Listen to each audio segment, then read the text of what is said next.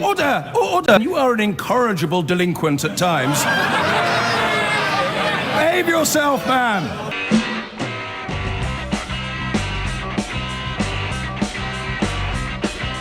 I've been going out with a girl, her name is Julie, but last night she said to me when we were watching telly. The idea of national unity. James in Hornchurch. How realistic is it in your view, James? Good morning. I think it's totally unrealistic. Look, let's just face it. The Greens, the Lib Undems and Labour are hard left. They are Trotskyites. Now, I don't know the Lib Dems are Trotskyites, my friend. Oh, please, mate. These people are pulling a hard left. Well, and there's no reasoning with these people. They've got a one-track mind. They want what they want, and they're heading that way. Swinson is undemocratic, okay? We all know what she is. They're like, I'll tell you what they're like socialists, where they're like it's like the thing for the kids. It's like keeping the kids happy. Don't scare the kids with communism. Just give them socialism. I respect the passion of your views. What, you don't think anybody could lead a government of national unity then, James? Do you know what? And I'm going to surprise you now. Some people will scoff at this, but I'll tell you why. I believe Nigel Farage could do it. And the reason why is because he's a common sense, middle of the road man. Okay, my dear chap, do you not realise that suggesting Nigel Farage would be like me suggesting Joe Swinson or Jeremy Corbyn to you? No. Hear me out. Well, go ahead. When he's put together the Brexit party, he's brought in people from the left, yeah, sensible people, not hardline lunatics. He's brought in sensible, old school, classic liberals, yeah, which is what I agree is. I don't mind them type of liberals. I think they've got their heads screwed on. What liberals Nigel has he is the one who's got the minerals, frankly, to be able to listen to reason, and I believe that's why he would be a good. You do realise. Sorry to talk over you, sir, but you do realise if you had to identify a Marmite politician in this country at the moment, i.e., you love or loathe, and I'm not offering a personal opinion here at all. I'm just saying, surely you would agree Nigel Farage is the Marmite politician of our times. The reason why he's the Marmite politician is because of the hardcore. So if you allow, I'm glad that you've allowed that, Jen. So if you allow that he is, and again, I'm offering no opinion. If he's Marmite, he's never going to unite the people who hate him, because if you don't like Marmite, you're not going to have it on your toast. My original point is that it's never going to happen, because all across Europe and all across the West, people are either pulling to the left or pulling to the right. People are stuck in their views now, and they ain't going to change. All right, James, I'm grateful. Thank you. Scott in Harrow, you also think he's pretty good? I want to talk about the political climate at the moment. And it's raining. I think there's two. Well, what I mean is, I think there's two main points here. I think if you are something traumatic, deeply traumatic happens to you, or it happens to a child, and you've repressed memories for decades, then these sort of things might well come forwards. But you have to ask, this lady, didn't go to the police at the time, didn't quit her job at the time, didn't report it when Boris was mayor, didn't report it when Boris was foreign minister, and now he's prime minister, and there's suddenly this week when everyone is saying you must resign, she's now thought now's the time to tell everyone about this. And I think the greater issue is that, look, anyone who has ever met a politician or a powerful person can make any claim just about them touching their leg, and then essentially it's trial by media and the man must resign and he's guilty and he can't prove himself innocent. And actually, the reason why we have police evidence and trials is so that we can have justice, not trial by allegation. Because, I've met politicians, I've met Priti Patel. I could say that she touched me, right? And you couldn't prove that she didn't. And I could demand right now that she resigns. And there's absolutely nothing that she could do about it. Now, this woman happens to be the wife of Robert Peston, who's a member of an organisation called Common Purpose. I don't think they're married, but go on. But there's this left-wing organisation that is more or less like the Freemasons, which is behind a lot of people who are anti-Brexit. This is a giant conspiracy theory, Scott. Yes, they're doing this to bring him down. They will not stop they'll stop at nothing. They will destroy every political institution. They'll destroy our faith in justice, if they could just get their way on this one issue. It's, okay, and it's about massive amounts of money are involved. It's about global finance. Scott, you've now covered the waterfront there. Can I just suggest to you that perhaps, I mean, he denies it, and I don't know the truth of it either. But if she believes this happened and she says this happened, is it not appropriate if she gets a column in a newspaper, she should write about it in the week of the Conservative Conference? No, it isn't appropriate because what she should shut up, should she? She's making an allegation. Okay, against someone, and what's happening is she's timing it to have maximum political damage. Well, I think she was timing it because she got a new column in the paper, Scott, but thank you. We must talk about the speech from the Prime Minister later today. Anthony is in Ealing. He's going to lay it on the line or talk tough. What do you make of that, Anthony? Good morning. Oh, thank you very much, Nick. Well, like you, I'm a reluctant Brexiteer, a reluctant leaver. I think it's tragic we have to leave, but we have to leave. And I'm just disgusted with these silly anti-Brexiteer. They've got no argument whatsoever. We voted to leave. It's silly, absolutely stupid to say no mandate for leaving without a deal. That wasn't on the ballot paper. If it had been on there, I would have still voted to leave anyway. But the point is, it's so stupid to say that. The EU is the people we blame. They could give us, be reasonable instead of acting like a bunch of Nazis at the moment and give us a good deal. Hold on, whoa, okay, I'm not cutting. Please don't yet use words like Nazis and everything like that. Let's try and just turn. Someone has now actually got psychosis as a result of Brexit, Anthony. So let's just come back to those. Do you think, let me put this to you, do you think that tough stance lastly will work, Anthony? Well, I don't care. I mean, they've got no argument at all to saying it wasn't on the ballot paper. It wasn't on the ballot paper. And the point is, if the EU were a decent lot, they owe us. They owe us respect for what we did in the last war. Well, how long does that carry on for? I appreciate it. My dad served in it, but... They wouldn't have a country if it wasn't for us. But but how many years do we say that? Is this forever that Europeans, in a way, almost need to nod or bow as we walk past them to say thank you? Does that go on forever? Well, it seems to go on for ever for the Jews with the Holocaust. And I think we're there now. I think we'll end it there. All right, Anthony. Thank you for your input. I don't think I agree with virtually anything you said, but I trust you have a safe day. John, is the Tory party your home? It is now, yeah. It's great. It's great to have Boris back, Boris, because he wants to get us out, and he will do. And if he has to break the law, so be it. I'll go to prison with him. Because you haven't got enough prisons to put 17 million people in prison, for starters, Eddie. And as for the 21 people who were kicked out of the party, they were liars. They voted for Article 50, and Article 50 says, after 2 years of negotiations, we leave without a deal. Now, all these people you keep talking about, Soames and Dominic Grieve and Rory Stewart, they're supposed to be intelligent men. Didn't they know what they were voting for in that Article 50 Did Boris Johnson know what he was voting for when he voted for Theresa May's deal? Who? Boris Johnson. He voted for it once. That was on the last one, because we thought we might get stitched up. Right. But now he's got his own thing, and I hope you get the next one, because he'll win by a landslide. You don't know what the feeling is like out here, Eddie. That's why I'm asking, John. That's why I'm asking. Parliament, we're sick of what's happened to Parliament, and thank God Rory Stewart's gone. I wish he'd have gone years ago. The man's an absolute wet. He always has been. He should have been in the Liberal Party a long time ago. What makes him wet, John? People like Sarah Wallison. What makes him wet? The old Lib Dems there. She's the one they put a bill in. What makes him wet? You have to have a by-election. Where's her by-election? John, what makes him wet? Well, look at the policies he comes out with. Did you hear him in that leaders' debate? We've got to bring them all round together and talk. What's he talking about? We've got Neil Varadkar being a puppet for the EU. You can't talk to that man. Did you hear him last night? Oh, if he stay in, there's one way of agreeing. What is he? Some sort of idiot. He thinks we're all idiots in this country.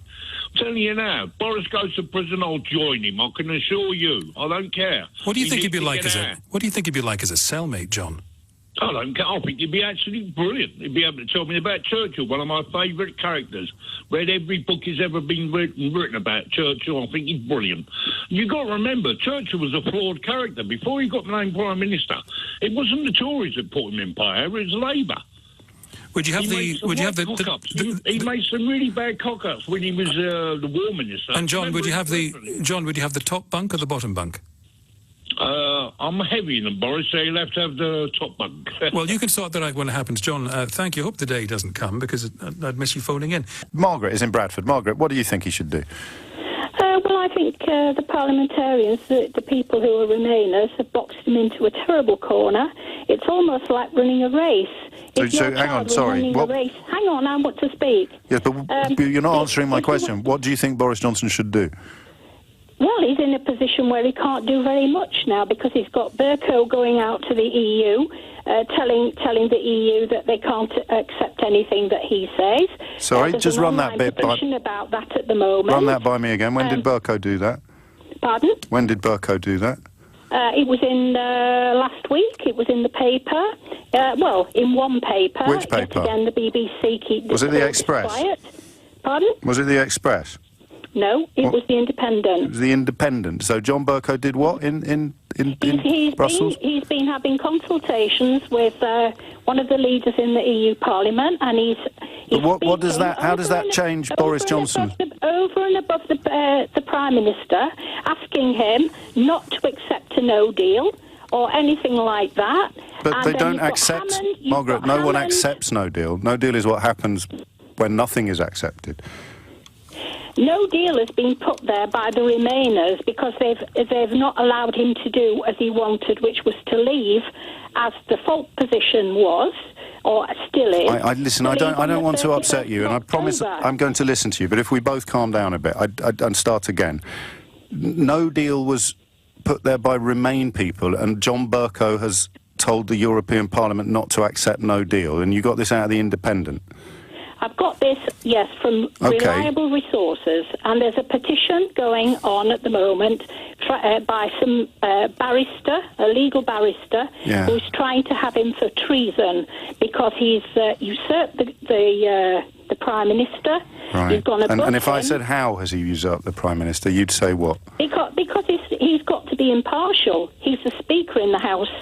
He's got to be impartial, and he's overstepped the mark, and he's gone as a Remainer. So no, that's not treason, though, is it?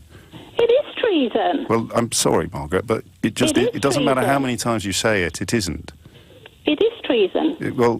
Okay. It's treason because if I was running a race, right, and the people who were judging the race decided they didn't like me and started to throw tacks on the race track, and I stumbled and fell, and somebody behind me who they liked wanted me to win the race, then that's what you're calling democracy. And I take exception to your comments about people like myself who are staunch leavers. Take exception to the language that you use about us.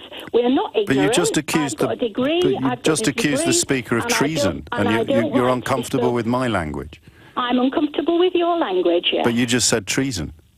What's wrong with treason? Treason is when you go against the country. Yes, but he hasn't gone against the country, has he? Treason, wasn't he? No, he hasn't gone against the country, Margaret, because you haven't said anything substantive. I'm sorry if you find that word offensive, but you've just gibbered. I'm sorry. So am I. Is determined by the fact Margaret, you're that people gibbering. go against the country, and the country voted to leave. Okay, so what do you mean? How many other Margaret, words you're in gibbering. the English vocabulary are you going to deem the Remainers? Are you going to say are unspeakable? Pardon? You've mentioned a few yourself online today. I'm not on the complaining. telephone. You're the one complaining about language. If you can, in a sentence or two, the point you rang in to make, without using words like treason or... Do we have a corrupt group of Remainers in Parliament who are doing their utmost to stop Brexit? You're talking about the people that voted 3 times for the withdrawal agreement. I'm talking about people who are trying to stop Brexit. No, yes, but and they've done it from the beginning because they didn't want it to happen. Yes, but who? And I'm sorry, that's my comment, and that's all I have to say about it. And that's Brexit in a nutshell. That's Brexit in a nutshell, you see, because you're perfectly entitled to gibber, but I have to then ask you to explain yourself or ask you questions, at which point you respond by saying, that's it, I'm not going to say anything else, I've completed my comment. So just some names of the people that you think are part of this... this group of people that have sabotaged. I don't even understand the point that you've made, Margaret. I can only apologise. But some names of the people that are on your naughty list. And that's why we are where we are, my friends. There we are. Gibber, gibber, gibber, gibber, nonsense, nonsense, nonsense, nonsense, treason, treason, treason, treason, wine, wine, wine, poor me, poor me, poor me. Don't ask me any questions, hang up. That's why we are where we are. So what happens next is that Margaret will persuade herself that what Boris Johnson has done is a good thing, despite the fact that it's worse than what Theresa May did.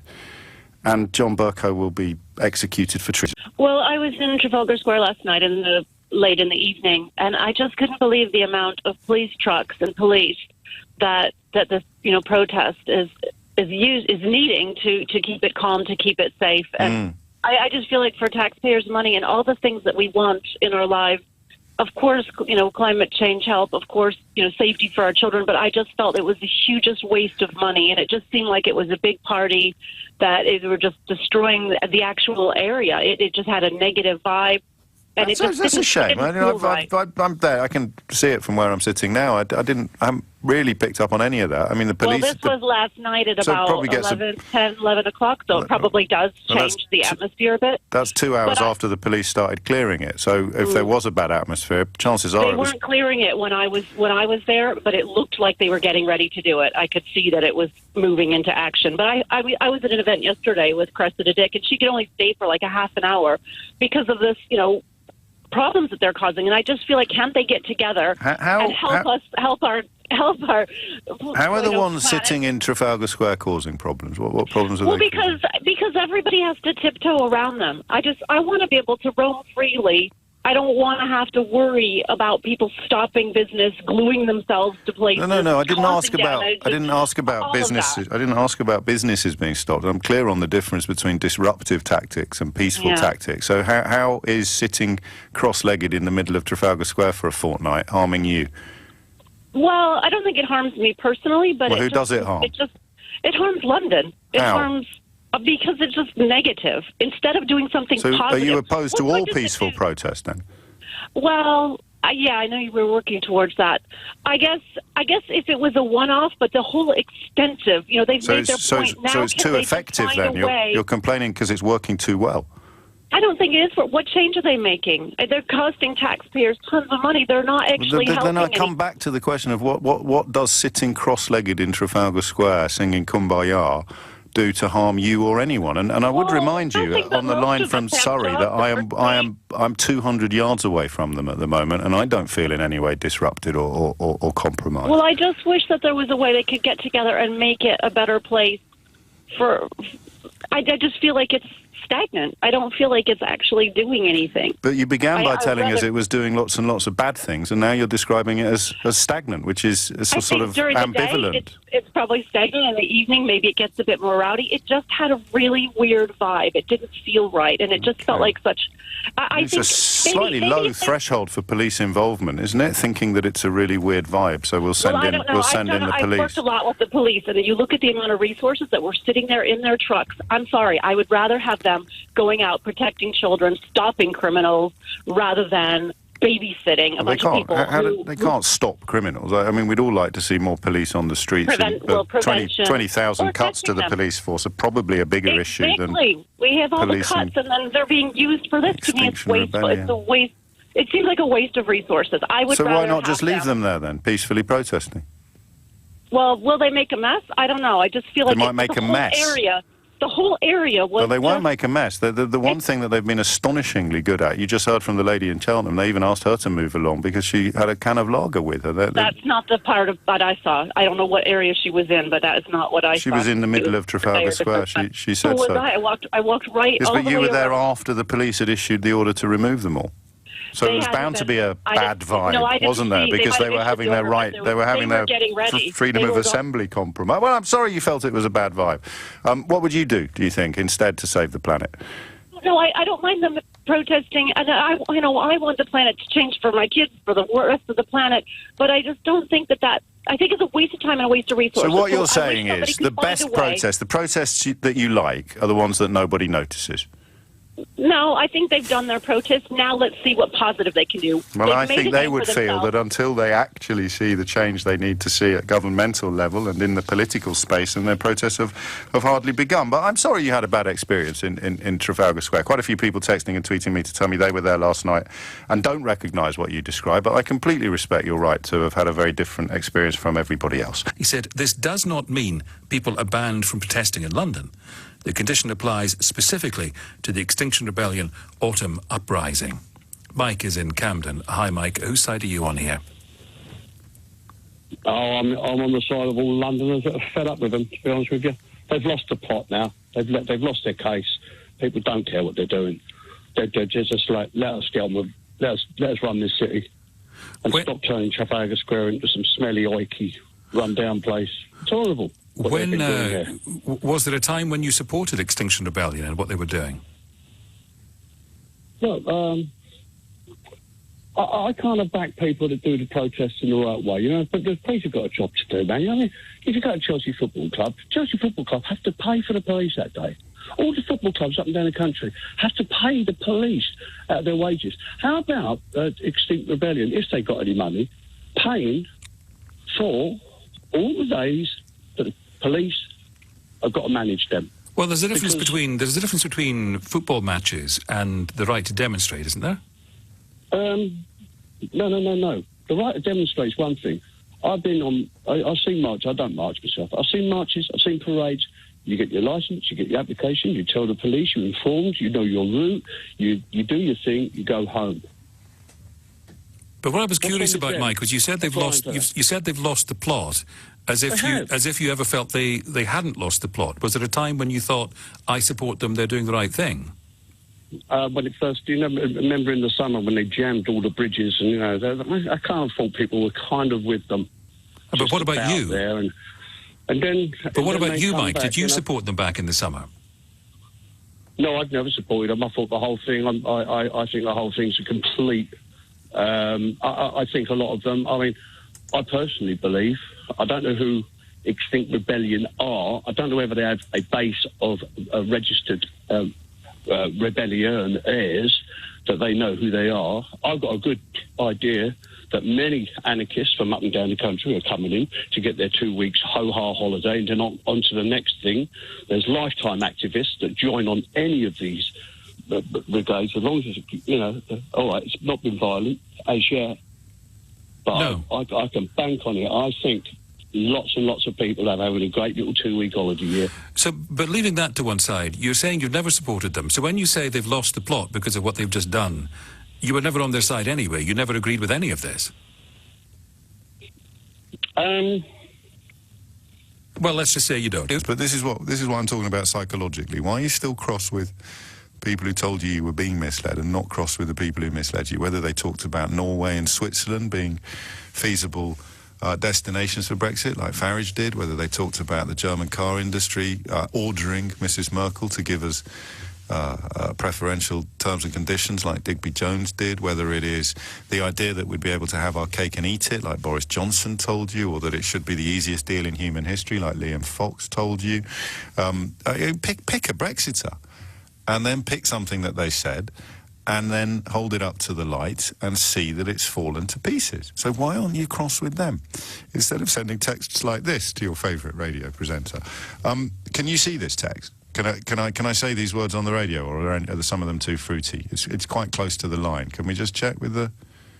No? OK, I'll intervene. The EU are blood-sucking, sick, twisted, arrogant, and then a word that you're familiar with to describe the human rectum.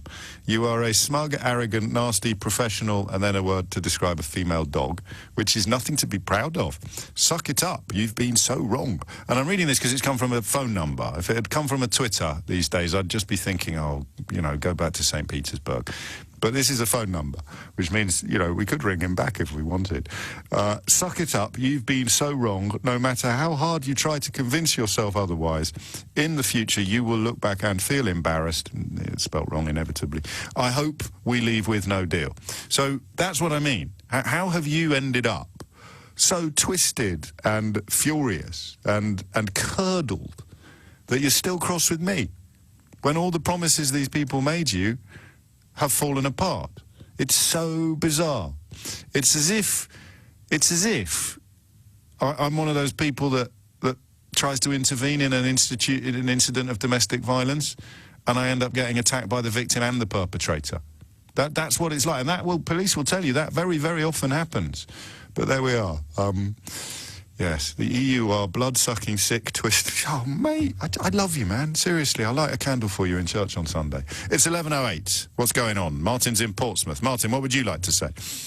Hello, James. I'm wondering why you chose to read that text out rather than the one that I just sent. Well, you're on the phone, Martin. It would be a bit silly to do both, so carry on. Yes, I agree. I'm 53 years old. I've been aware that the EU is toxic for the UK since I was 15. What led you to that conclusion? Basically, it was a discussion with a friend at school whose father was a dairy farmer. Yes. And it was the way his herd was being reduced under EU quotas. Right. And he was being told how much milk he could produce. It was all about the price fixing. It was not necessarily then about free movement of people. I've got a Spanish stepfather, for instance, who benefited from that. Yes. But basically, one thing on top of another, I see the EU as a toxic relationship for the UK. You know that milk quotas were withdrawn in 2015, don't you? That's as maybe, but what I'm saying did you know that? Yes, or did you know that? Yes, no, I didn't know but it was that. made up by something that's not true anymore, Martin. That's just one thing. Okay, what was the other one then? You asked me what the first thing that drew my attention to it was. And that's no longer true, so we have to park that one and try again. Okay. Regardless of that, I think that the EU is toxic. Yes, I know you do, but why? Because the example you've given isn't true, and you'll be aware that the National Farmers Union... You asked... Hang on, wait a minute, mate. You asked the question, why do we dislike you, as opposed to these muppets that... No. Why are you getting angry with the people that told you were being misled? So here you are on the radio saying, I voted Leave because of something that doesn't exist anymore. I've told you before on your show, the reason I'm angry with people like you is because I believe you undermined our position from the initial negotiation. But your position was built on something that's not true. How can I undermine that? Not my position. Yeah, you're talking about milk quotas, and they don't exist anymore. And the National Farmers Union has warned that a no-deal Brexit would... Well, in fact, we don't even need to listen to the National Farmers Union. We could listen to Patrick Minford, the pocket economist of the Leave vote, who said that leaving without a deal would decimate agriculture. So you voted to decimate agriculture because you wanted to protect agriculture. Which is why I probably would have preferred a no-deal situation, which is why I'm now keen that a deal gets done. But sorry, just run me through that again. 39 billion out of us in a divorce bill, yes, when we've already paid way more into the EU than the majority of the other 27 member states. So, well, that's A, that's not true, and B, the return on what we pay into the... the return on what... Martin, none of this becomes true just by repeating it. The return on what we pay for single market membership is estimated to be between 800 and 2,500%. So... there's no such thing as milk quotas, but you know the EU is toxic. That's a very strong word. Just provide a little bit of evidence before we bid each other good day. Okay. The setup where we've got now freedom of movement and the NHS and other parts of business are using trained and qualified people from the EU to fill job roles. 43,000 vacancies in the NHS at the moment, mate. Yeah, and they should be being filled by some of the 1.35 million unemployed. 43,000 vacancies in the NHS. I'll double-check that. I'm doing it off the top of my head, so forgive me if it's slightly higher or lower. But what's your point again? When there's tens of thousands of vacancies in the NHS, there's too many foreigners filling the jobs that aren't vacant. Hang on, just can you stop talking for a second so I can get a sentence out, mate? As soon as you start making sense. 1.35 million people unemployed, which is low. How many of them are qualified doctors and nurses? No, and they're not qualified doctors and nurses because our training infrastructure has been run down. But there's tens of thousands of vacancies. Has been able to use free movement of people. But there's tens of thousands of vacancies. I'm not understanding what you're saying because I can hardly hear you, but... OK, well, a minute ago you were complaining I was talking too much, and now you're complaining that I'm not talking loud enough. I'll say it again. There are tens of thousands of vacancies in the NHS. How can there be too many foreigners in it? The reason there are all those vacancies is because our training infrastructure has been run down by successive governments using the free movement of people as an excuse so that they can fill those vacancies from the EU. So it had nothing to do with the EU then? It was successive British governments lying? No, James, for once we're in agreement. It had nothing there we to do go. with We got there in the end. So your reason for voting leave had absolutely nothing to do with the EU, and your other reason for voting leave ceased to be true in about 2015. You crack on, mate. And I know that you haven't budged 1 millimetre. The EU's toxic. Something about cows. Foreign nurses. And there you are, still wanging on, mate. And still getting cross with the people who've told you for years that you were being mugged, and not getting cross with the people who've mugged you. Live on national radio, making an absolute underpant of yourself, but still cross with the people who told you not to do this, instead of the people who told you that you were being conned. I don't know what to do. But I do know who to call if I've ever got a bridge to sell. Taylor is in Harlow. Taylor, what would you like to say? Hello? Hello, Taylor. What's on your mind? Hi, I'm in London, actually. Well, I'm glad we cleared that up. Yeah. OK, so this deal has to go through, James. Yes. It has to go through. Now, ask me why. Why? So, two reasons. Number one? First reason.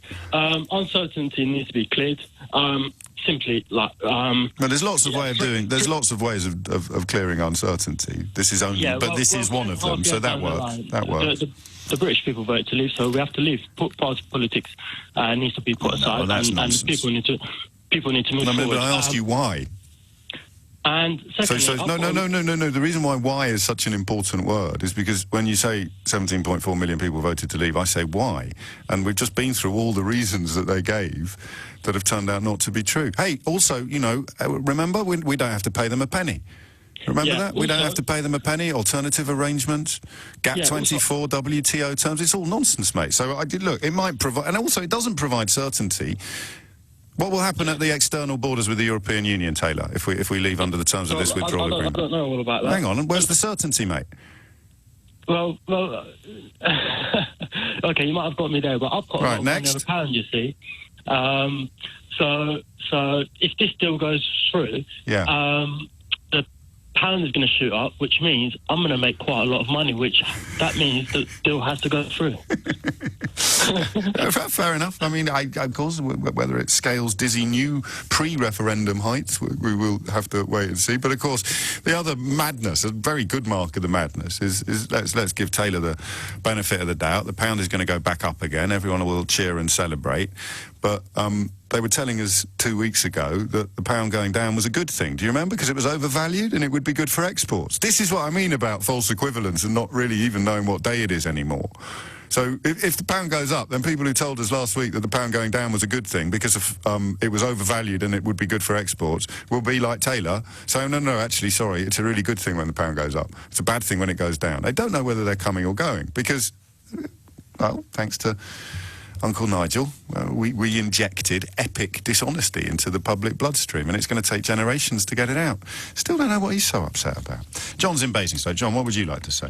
Hi there, James. First-time caller. You're very welcome, John.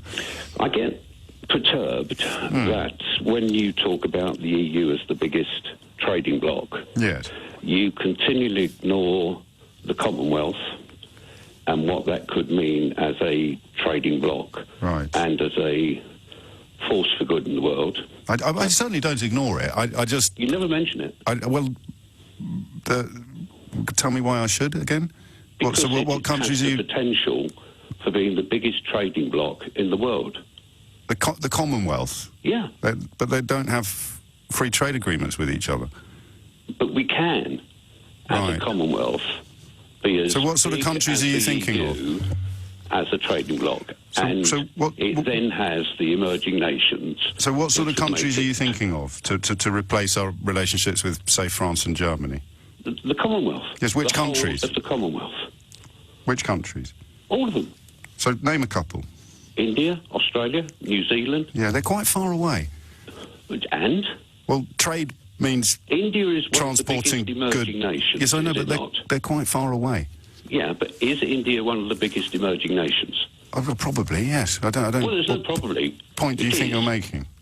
Well, that then gives you a huge trading bloc. Yes, but you know there's a shop at the end of your road, and there's an enormous shop in India. The size of the shop in India doesn't make it more convenient than the shop at the end of your road, John. That's nonsensical. Okay, so you're talking about huge trading blocks, which you've said all the time about the EU. Yeah, just run me through the 1994 EU-India cooperation agreement, will you? You're being smart again. And I know, it's so annoying, isn't it? But seriously, tell me about it. It doesn't actually make for good conversation because it makes you look like the smart, in the as you said, it makes me look smart. But run me through the 1994 EU-India cooperation. You know I can't. Well, then why are you on the radio talking about India? Because I'm talking about the Commonwealth of Nations. They've been trying to negotiate a free trade deal between the EU and India since 2007. Yes, but that's the EU. We're not talking about the EU. We're talking about Britain and the Commonwealth. Yeah, I know we are. John, I don't want to fall out with you, mate. But I'll take your point. Let's correct it for your benefit, okay?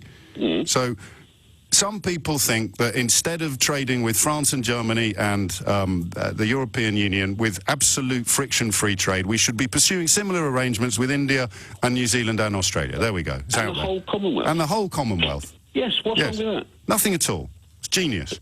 Well, would you then support the undemocratic EU? No, definitely not. Down with the undemocratic EU. Up with the democratic Commonwealth. What's the difference again? The democratic Commonwealth is an emerging. I think reality's at the door, John. I'll have to crack on. But I love that line about the Titanic. We finally hit the iceberg. Now we can get on with the business of sinking. Iceberg means iceberg. Cosme is in Richmond Park. Cosme, what would you like to say? Hi, James. Hello. First time I'm calling. I think my cousin's called in before, but not me. Fascinating. Can I just politely ask you that I've been waiting 17 minutes to speak to you. I do apologise. You don't cut me off. No, please don't apologise, but please I just ask you that if you don't agree with me, please just don't cut me off or bring in the adverts. I just ask you gratefully. The news is in 3.5 minutes, so you've just wasted about 10% of your allotted time. Okay, well, I'd try not to. I'd like to pick up on the point from the gentleman from Basingstoke in the Commonwealth, but before I do that, I am a Spanish Argentine, and can I just say that I do support Brexit, and I don't consider myself to be a fascist or a racist. Well, nor do or I. A bigot, but again, it's 11:27 now. Please allow me, or a little Englander. Nor do I. And I don't consider myself to be an ignoramus. Well, we'll see. I'm not as clever as you. I'm not as clever as you, mind you, but I do feel that I was clever enough in 2016 to be as informed about leaving as you were informed about remaining. I think we were as informed as each other. Possibly, yes. And let's be honest. Can we move to the point? Are we going to make a point that I can respond yes, I'm making the point. The UK in 2016 is not surveillance China. It wasn't lockdown Kashmir. It was an open society. Information was available to all of us. Yes. So your informed decision was as good as my informed decision to leave. Getting back to the point about Commonwealth, I work in finance, yes. And you're right. The markets are further away, but I also do believe that there is an immense amount of opportunity there. Good. I would like to start by saying there's 2.5 billion population. The GDP is not that far. Once the UK leaves the EU, it's not that far in trillions from that of the EU. 17.28 the EU, 10.45 the Commonwealth. Yes. The Commonwealth includes the UK, which accounts for about 1/6 of the total. But you know this. Yes, okay, but the GDP of the whole continent of Africa is about half that of France. I appreciate there's a lot of money to be made for speculators. Please don't cut. Why don't you allow me to, I always say to my children, allow somebody to finish their point. You cut me off. Cosme, I've hardly had a word in edgeways. I've heard about your brother. I've heard more about your brother than I have about my thoughts during this call. Anyway, but the point I would like to make is that there's more money to be made. First of all, I agree. There's definitely money to be made for international speculators. Don't cut me off. Please. I'm not cutting you off. I'm just talking, Cosmo. Please calm down. But you're getting my Latin blood boiling, and I'm just wanting to speak calmly. Well, try harder. It's not going terribly well. All I've done is tell you some numbers. I don't know why you're shouting at me, Cosmo. No, but I'm the one with the numbers. You come back with It's 11:29. You've got 40 seconds left. Okay. Well, we have a large Commonwealth diaspora in this country. We are world leaders in project finance. There's more money to be made in a bridge in Pakistan, at the port of Gwalior in the Arabian Sea, where the royals are. We're paving the way for our Commonwealth future. Yes. Then there is to be, let's say, a motorway in Bulgaria. Yes. That is true. But you should therefore consider. I'm not saying the EU is bad, but it's not the only model out there. Well, no one says it is. Okay, we have a large diaspora. Let's take advantage of our comparative advantage, our strengths and our links in the Commonwealth, and you wait and see. Why can't we do that now? Well, precisely because we are being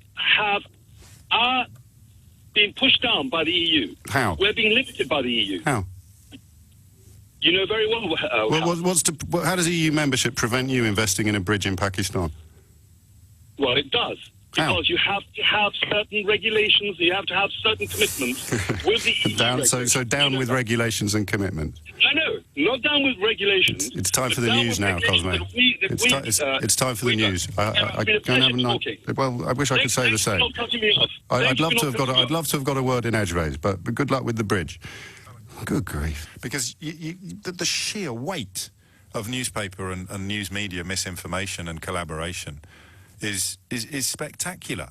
Decent journalists don't know how to deal with something as simple as a Prime Minister stating to the British public that he would not request a delay and then requesting a delay. How do you do that? Especially if you are cautious about using words like liar. How do you do that? How do you report that? I swear I won't do it. I've just done it, but I didn't sign it. Pathetic. Henry's in Fulham. Henry, what do you think?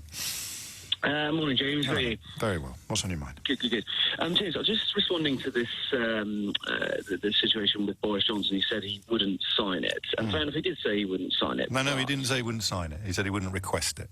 There's a crucial difference. You would not ask for a delay. And then he did. Of course, it did say. But do you not think that was a negotiating position? Because you can't go into a negotiating position. No, I think it was a statement to the British public that he wouldn't do something. But I don't think he had a choice with the EU. You can't go into a negotiation in a normal business deal, basically giving away your sort of worst case scenario. We're not still doing this. It's not a business deal. It's not a negotiation that's comparable to buying a house or selling paper clips to the biggest office supply company in the country. It's the Prime Minister of the United Kingdom stating to the British public, and I think to our sovereign parliament, that he would not do action X. And then he did it. Full stop. Okay, James, end of conversation. And the only way you can restore any vestige of support for your position is to now start shouting, "Get it done! Let's just get it done." No, I don't think that at all. Well, go on then. Restore a vestige of credibility to your position. Boris Johnson said he wouldn't do X. He then did X. Defend it. Okay, he did it for a reason. Okay, the question is whether the ends justify the means, and that's a completely different argument. I think that the situation. So what were the ends here that justify the means? Because he asked for it. He did ask for it, but at the time. No. The ends is not at the time, is it? If the ends are going to justify the means, you look at the ends. So what was the ends? But the ends weren't the situation. He always knew. So what were the ends that justified the means, Henry? It's not a trick question. No, I know it's not a trick question. The ends were the fact they had a better negotiating position, which is why he's got a better deal than Theresa May. Pardon? Well, I can say it again if you want. Yes, please. Go on. And the reason the ends were that he went into it with a stronger negotiating position, and therefore he got a better deal than Theresa May did. A better deal than Theresa May? Yes. How? In the fact that we can now trade with other countries. We already trade with other countries, Henry. No, yes, I know we do. Hundreds. Yes, of course we do. With free trade agreements in place and frictionless trade with the largest single market in the world. So how is that better? Because we can't, because we don't have a choice. So we get penalties for new. I think the first caller was right. I possibly am more tired than I realised. So the ends justify the means, and the ends is that the deal that he failed to get through. No. I'm not arguing whether it's right or wrong. That's a question of morality. You asked me why he did it. I'm saying that's why. I didn't ask you why you did it. I asked you why we've ended up in a place where people are prepared to defend a prime minister who has boldly stated something that was not true, and then he conducts a U-turn and a reverse ferret on it, and people like you are going to defend him by claiming that the ends justifies the means. And the ends... I didn't say that, James. All right. I misheard you then. It's a question of whether you believe the ends justify the means. I don't necessarily believe that. What I'm saying is that is the reason why he did it, and I'm saying there is an element... One more question, Henry. If the deal is, quote, better than Theresa May's, why is he so keen to avoid having it scrutinised by our sovereign parliament? Because he wants to get it through by the 31st, which but if it's better, why turn down? Why prorogue Parliament? Why avoid scrutiny? I'm agreeing with you. You can't agree with the question. I'm asking you a question. Why is he trying to avoid scrutiny in Parliament if it's better than Theresa May's deal? That's not something you can agree or disagree with. You can either answer it or not answer it. Because he promised to be out by the 31st of thing, and he knows that will make his party and his position better, which is putting. Well, it would be a lot. Surely, if he could demonstrate the superiority of this deal, that would be a lot more important and impressive to the electorate than making a promise that he then has to break because apparently the ends justify the means. So I'll just ask you one more time. No, I didn't say. You definitely did, Henry. You're perfectly entitled to withdraw it, but I heard you say the words. Everybody listening did. It's absolutely. And if you listen back to this, you'll say it depends. It depends on whether. Okay, so you mooted that as a possible defence, but you weren't suggesting that you subscribed to that defence yourself. You've just rung up a radio station to theorise that some people somewhere might possibly be thinking that. No, I'm saying... Good. So we'll come back to the final question. If the deal is superior, demonstrably superior to Theresa May's, why is he so keen to avoid having it scrutinised? Because he wants to get it through by the 31st of October, which is what he promised to do. And that is a party in which I disagree with. And that is when he said we wouldn't ask for a delay, but he did. So I don't know if you could tie yourself in any bigger knots, but I'm perfectly prepared to confess I don't have small enough fingers to unpick them. Do you trust Boris Johnson? To which my question today is, can you tell me a promise that he's ever kept? 0345 606 0973. Muffy is in Fulham. Muffy, what would you like to say? Good morning, Nick. I'd like to start off by saying that it's James here, Muffy. I don't know if you want to review your position. Review it on what? You seem to have rung the wrong show. Let me guess, you're pro-Brexit and pro-Boris Johnson. No, I want to talk about Boris and his wives and mothers, etc., that you've just been talking about. Yes. Go on, then. Well, I just have to start by saying that I'm obviously not his mother. I'm not one of his former wives or present wives, and I'm certainly not the mother of his love child. However, I do believe he can get Brexit finished on the 31st of October. So, when you use the word Brexit in that context, what do you mean? I mean that it'll be the end of our official membership of the EU, which we have belonged to for 46 years. And how long will we be under their rules and regulations for? Hopefully for as short a time as possible. Hang on, you said hopefully.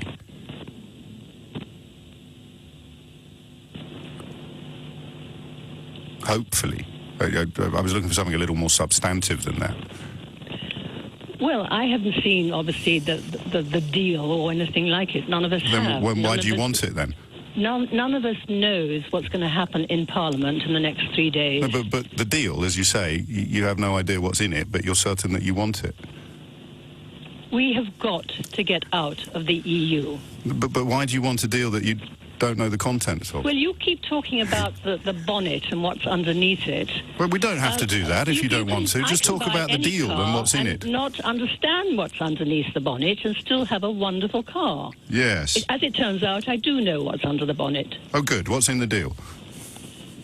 I think there's a lot of stuff that's very good for the UK. For example? And it would seem, from what you've said so far this morning, for example, that you are very anti-government and anti-Brexit. For example? Well, in the deal, the stuff that you think is very good for the UK. Sorry, it's a bad line. I couldn't quite hear that. All the stuff in the deal that is, in your words, very good for the UK.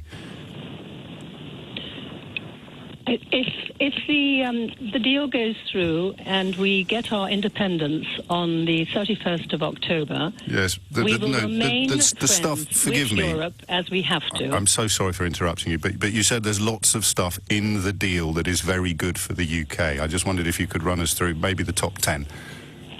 Well, obviously, I haven't read it all. None of us have. Okay, the top one. But as far as I can see, generally, from what we're reading in the press, we will have a good relationship with Europe. We will be trading with Europe. We'll be allowed to trade worldwide. I hate to break this to you, but if we were to leave the European Union on October the 31st, then within a year we could have no trading agreements whatsoever with the European Union. But I don't want to overcomplicate things. You were fairly clear that there's stuff You are being very biased, Nick. No, you well, say these things yourself, and you have no idea that that's going to happen. Yes, I do, though.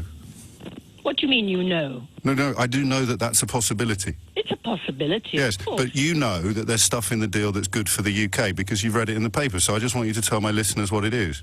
Well, I've already listed a few. You haven't.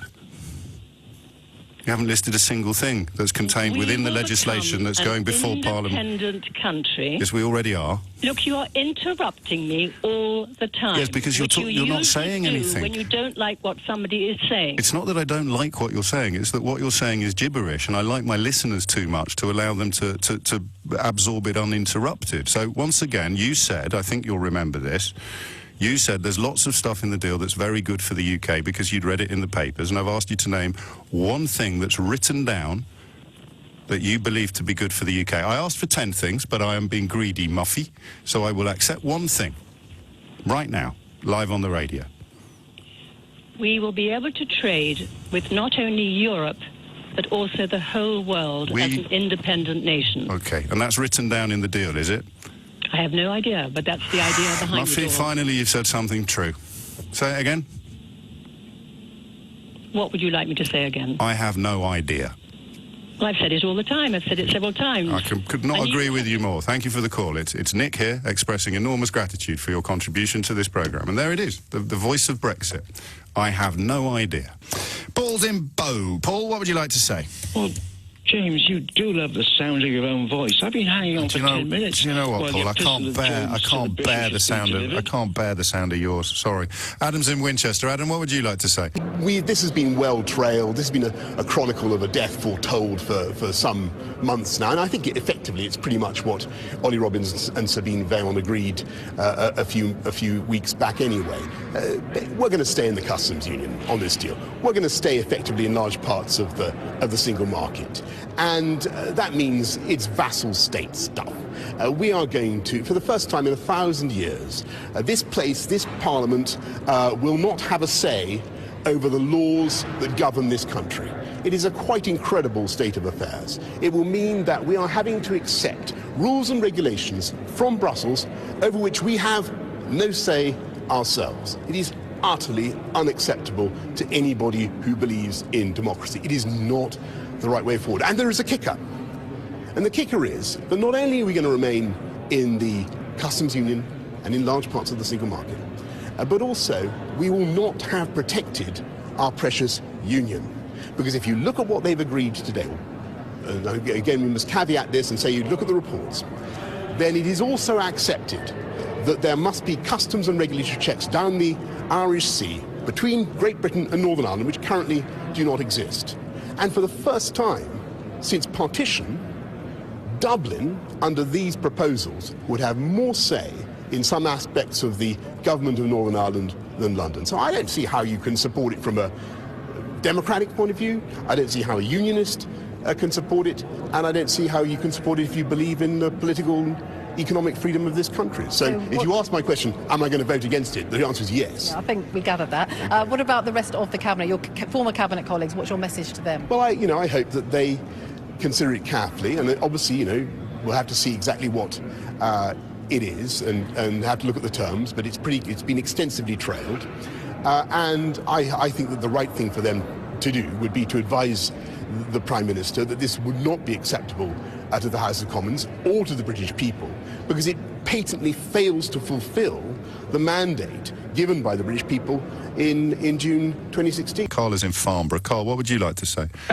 Hi, James. I'll keep it brief. I'm about to jump on the train. But you asked for an example of Boris Johnson being honest or keeping to his word. Well, as a journalist, he always promoted gay rights. And as an MP, he's followed that through. He's voted on gay partnerships, civil partnerships, and he's always towed that line against, what sits well with Tories. So you want an example? Yes. I mean, apart from the time he talked about tank-topped bum boys.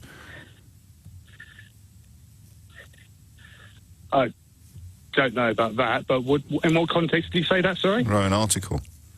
He wrote not what? Saying what? That gay people were tank-topped, gay men were tank-topped bum boys. Sorry, what do you mean he wrote an article? That was the headline, was it? No, that was in the article. So what did he say exactly? Gay men are tank-topped bum boys. Gay men are tank-top bum boys? Yeah. I'm pretty sure he didn't say that. OK, I'm just finding it for you now. Bear with. You don't forget that train. No, yes, no, 5 minutes yet. Labour's, here you go, Spectator in 2000, he attacked what he called Labour's appalling agenda, encouraging the teaching of homosexuality in schools and all the rest of it. In his 2001 book, Friends, Voters, Countrymen, he compared gay marriage to bestiality and wrote that if gay marriage was okay, and I was uncertain on the issue, then I saw no reason in principle why a union should not be consecrated between 3 men, as well as 2 men, or indeed the 3 men and a dog. 1998, in a Business Insider column about Peter Mandelson's resignation from the Labour government, Johnson said the announcement would lead to the blubbing of tank-topped bum boys in the Ministry of Sound nightclub and the soft-lit Soho drinking clubs frequented by Mandy and his pals. OK, but he still vote... Mate, Carl. I'm going to have to take your word. Leave it, mate. Quotes. But he's voted all along for gay rights. You began... Look at the bills he's voted for. Carl, you began the conversation by referring me back to his career as a journalist and his lifelong support for gay rights.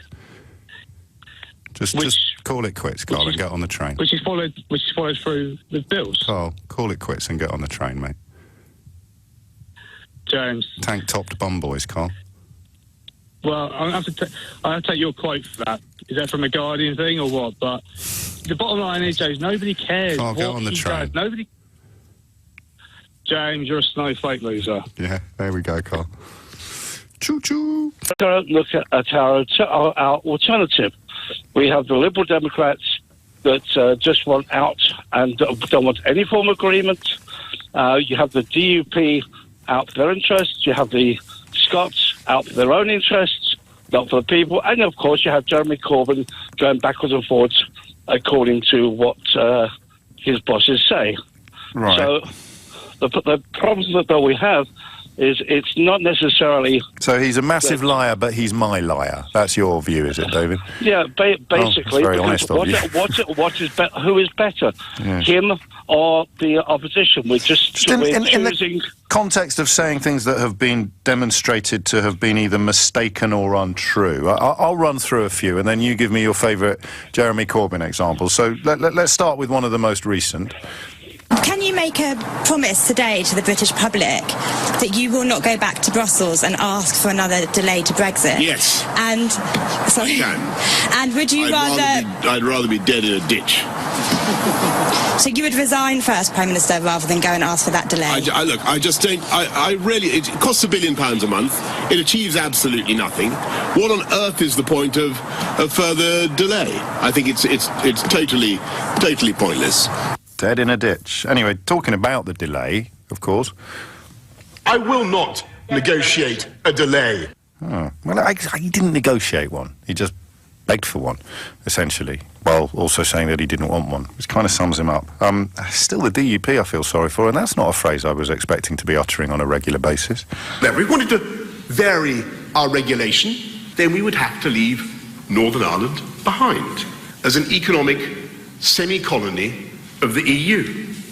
And we would be damaging the fabric of the Union. with regulatory checks and even customs controls between Great Britain and Northern Ireland, on top of those extra regulatory checks down the Irish Sea that are already envisaged in the withdrawal agreement. Now, I have to tell you, no British Conservative government could or should sign up to any such arrangement. And so... And just for good measure, it's not as if he only said that once. I want to make it absolutely clear that under no circumstances, whatever happens, will I allow the EU or anyone else to create any kind of division down the Irish Sea or to attenuate our union. Now, David, it would be unfair to ask you to provide comparable evidence of Jeremy Corbyn being mistaken or misleading the public. So I'll be fairer. You can cite an example from Jeremy Corbyn, Nicola Sturgeon, Joe Swinson, or Caroline Lucas. Over to you. Well, Jeremy Corbyn has always been a Leaver, has always... No, I need you to remind us of something he said that has turned out to be categorically untrue. And I appreciate focusing on Corbyn is a bit unfair, in the context of Brexit exclusively. So you can have Nicola Sturgeon, Caroline Lucas, or Joe Swinson as well. Give me the reverse ferret that stands comparison with the four I just played you, mate. I cannot quote anything... Well, just do it from memory then. If you don't get it exactly right, that's fine. I remember that Mr. Corbyn said that he will negotiate his own Brexit deal with the union. Yes. However, the union, he has also said... He said if he was Prime Minister, he'd do that. Of course, you don't need me to remind you that he's not Prime Minister. So can you think of anything that those four have done that stands comparison with the four massive U-turns I just shared with you? Just one little example? Again, he has decided to be a Remainer. Yeah, it's not really either I'm not being clear enough, or you're pretending not to understand me. Just give me the intervention from Corbyn or Swinson or Nicola Sturgeon or indeed Caroline Lucas. I apologise, I can't remember the name of the leader of Plaid Cymru. Yeah. Anyway, I'll put you out of your misery now, David, because, there's people... Karen has called from Ashton under Lyde. Do you want a general election sooner rather than later, Karen? Sooner, please. I voted Leave, and I think we have to get a general election because it's just so sclerotic, the Parliament. I mean, what it has done, the great thing about the deal that was agreed with the EU last Friday, wasn't perfect, in my opinion. I voted for the Brexit Party in the European elections, but it did kind of reunite my family. Half Leave, half Remainer. We're all speaking to each other about politics again, and it's a compromise. And in life, one has to compromise. But what it's done is it's flushed out the extreme Remainers now in Parliament who are behaving disgustingly. Who are they? By golly, the Labour Party. The SNP I'll give a pass because they want something, they want independence in Scotland, so they'll play that game. They're being disgusting. The Liberal Dems, I expect, never wanted, as Swinson says, for us to leave. They're being disgusting. Aren't they just being... Hang on. Disgusting. Aren't they just being honest? Aren't they just saying... No, they're moving the goalposts, and I believe in fair play in life, and one has to compromise. And no, it is disgusting to see their smug faces. When you think, you breathe a sigh of relief and you think that we're near the end now. I'm a Leaver. I probably, a few months ago would have liked a hard leave. I didn't vote in the last election because there was nobody that I could vote for, and that's honest, and I voted in the European elections. So if there is a general election, I mean, it's not going to be tomorrow, but if there were a general election tomorrow, would you still vote Brexit Party, or do you think Boris Johnson has done enough? For Boris Johnson, because, as far as I'm concerned, it has flushed out Remainers on all sides, including Nigel Farage, because he went a little over the top the other day, I have to say, having previously been an admirer. I don't think he wants compromise, and at the end of the day, compromise is the most important thing. I've spoken to plenty, of friends who voted Remain, and I'll be called a troll and a liar because the people that live in their echo chambers in Westminster can say, oh, it's impossible. How could there be soft Remainers? But out in the countryside, there are. believe it or not, and I think it will put it to bed. We have to, it's pathetic. Well, hang on. What will put what to bed? You mean the general election will put Brexit to bed? It won't put it to bed, because I do understand there will be a lot of wrangling. I'm not a fool, but it would give Boris Johnson the majority that can move this sclerotic... That's what Theresa May thought, but she didn't get the majority, did she? And then she didn't soften on Brexit, and well, to some people's minds she did. But thank you, Karen. Brexit probably not happening October 31st. Whose fault is that? Well, no one in the right mind can blame Boris, because he's gone out of his way. He's done everything possible to get it done by that time, but he's been blocked at every move by the Speaker and all those MPs who voted for Article 50 and agreed to abide by the result of the referendum, and they've blocked every move he's made. All I can say is that when an election comes, those MPs that haven't been deselected, they will just be wiped out. Thinking of democracy, David, and there's a lot of talk about democracy, if a political leader, if a prime minister stands up and says, trust me, I'm going to do this, no ifs, no buts, the buck stops with me. He didn't say, I'll do it if the DUP agree, I'll do it if the Speaker doesn't get in the way, I'll do it if Labour play ball. He said, I'll do it, no ifs, no buts. Now, if we can't trust our political leaders to deliver on their own promises, isn't that a problem? And I think people will realise that he said that in good faith, but he didn't anticipate the massive opposition from people who earlier on supported... That was all news to him, was it? He expected them all to fall into line. Well, I'm only saying what they voted for originally. Exactly. And well, I'm just suggesting to you that perhaps the promise was a little rash. Perhaps it might have been, but that's not. I don't think you can say that he's being undiplomatic in saying that. He had some unexpected barriers put in his way. Well, I'm suggesting to you the barriers were pretty expected. That now that we get to the 31st of October, if it extends to the 31st of January, you're saying absolutely, from next Monday, we're in a position where we can call for a general election. Well, that's always been Labour's position. We want to sort out Brexit. We also want to sort out austerity, which has lasted for 9 years. Polls say you won't win. Pardon? The polls say you won't win. The polls said we wouldn't win last time. You didn't. But... Polls say you won't win. Pardon? The polls say you won't win. The polls said we wouldn't win last time. You didn't. But... Dave's in South Ockenden. Dave, what would you like to say?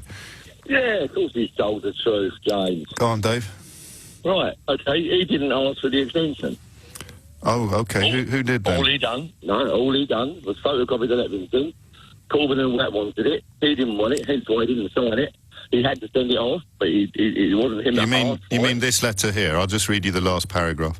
I am writing, therefore, to inform the European Council that the United Kingdom is seeking a further extension to the period provided under Article 50, brackets 3, brackets of the Treaty of the... yada, yada, yada. Yours sincerely, Prime Minister of the United Kingdom of Great Britain and Northern Ireland. So tell us again who didn't send that letter?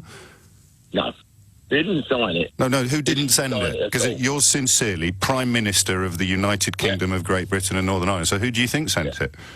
Well, it was only thought about by the electric thing and all the others. It's a terrible line, Dave, which probably stroke of luck on your part, but I'll ask you again. Yours sincerely, Prime Minister of the United Kingdom of Great Britain and Northern Ireland. Who do you think that letter's from?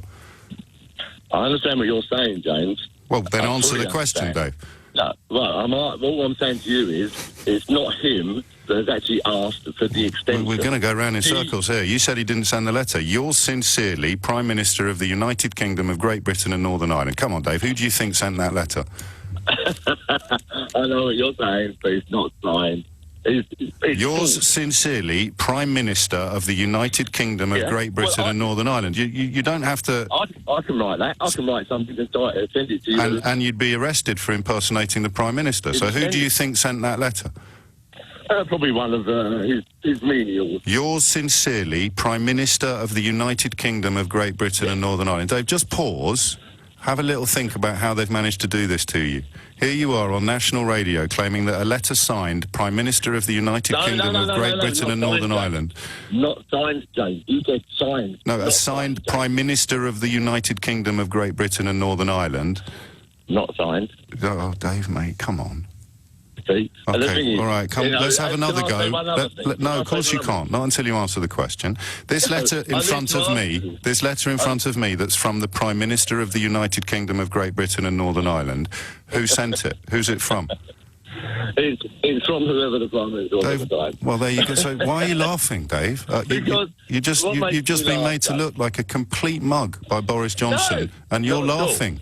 No, not at all. I'll tell you what, though. Yours sincerely, Prime Minister of the United Kingdom of Great Britain and Northern Ireland. And I'll tell you what happened in Downing Street. They said, let's not sign it. And someone said, don't be daft. No one would be dumb enough to fall for that. And Dominic Cummings said, just you watch. And here's Dave in South Ockenden. And there's 17.4 million like me, exactly. And that's an appalling slur, mate. They're not all, there's no way they're all as stupid as you're sounding this morning. The thing is, James... The thing is, Dave, until you tell me who sent this letter that is signed Prime Minister of the United Kingdom of Great Britain and Northern Ireland... Please don't say signed, James, because it's not signed. All right, so they sat there in Downing Street and they said, so we won't sign it, and somebody clever said, there's no earthly way they're going to fall for that. It is the most pathetic, childish, responsibility-evading act of cowardice that any of us can remember. You honestly think that British people... And do you know what they said, Dave?